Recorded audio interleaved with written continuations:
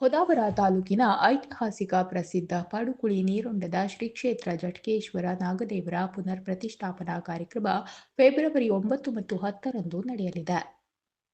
ಐತಿಹಾಸಿಕ ಹಿನ್ನೆಲೆಯುಳ್ಳ ಈ ಸ್ಥಳದಲ್ಲಿ ಗೇರುಸೊಪ್ಪ ಸಾಮ್ರಾಜ್ಯ ಆಳ್ವಿಕೆ ಮಾಡಿದ ರಾಣಿ ಚೆನ್ನಭೈರಾದೇವಿ ಆಡಳಿತಾವಧಿಯಲ್ಲಿ ಈ ಸ್ಥಳಕ್ಕೆ ಮಹಾರಾಣಿಯವರು ಪ್ರತಿ ವರ್ಷವೂ ಪೂಜೆ ಸಲ್ಲಿಸುತ್ತಿದ್ದರು ಎನ್ನುವ ಪ್ರತೀತಿ ಇದ್ದು, ಈ ಸ್ಥಳದಲ್ಲಿ ಕುಪ್ಪರ್ಗಿ ಮಾದರಿಯ ಕುರುಹು ಇದೆ.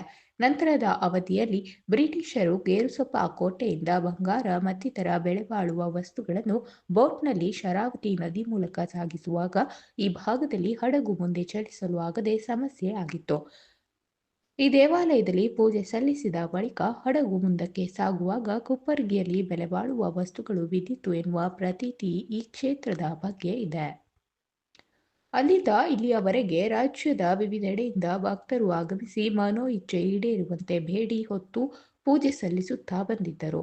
ಕಳೆದ 2 ವರ್ಷದಿಂದ ಕಟ್ಟಡದ ಜೀರ್ಣೋದ್ಧಾರ ಆರಂಭಿಸಿ ಇದೀಗ ಜೀರ್ಣೋದ್ಧಾರ ಮುಕ್ತಾಯ ಕಂಡಿದ್ದು, ಫೆಬ್ರವರಿ 9 ಮತ್ತು 10ರಂದು ಕರ್ವ ಕೂಡ್ಲಮನೆಯ ಸತ್ಯನಾರಾಯಣ ಭಟ್ಟಿಯವರ ಆಚಾರ್ಯತ್ವದಲ್ಲಿ 2 ದಿನಗಳ ಕಾಲ ಧಾರ್ಮಿಕ ಕಾರ್ಯಕ್ರಮವಾದ ಕಲಶಾಭಿಷೇಕ, ಪಂಚಾಮೃತಾಭಿಷೇಕ, ಕುಂಕುಮಾರ್ಚನೆ, ಆಶ್ಲೇಷ ಬಲಿ ಮುಂತಾದ ಧಾರ್ಮಿಕ ಕಾರ್ಯಕ್ರಮ ನಂತರ ಅನ್ನಸಂತರ್ಪಣೆ ಜರುಗಲಿದೆ.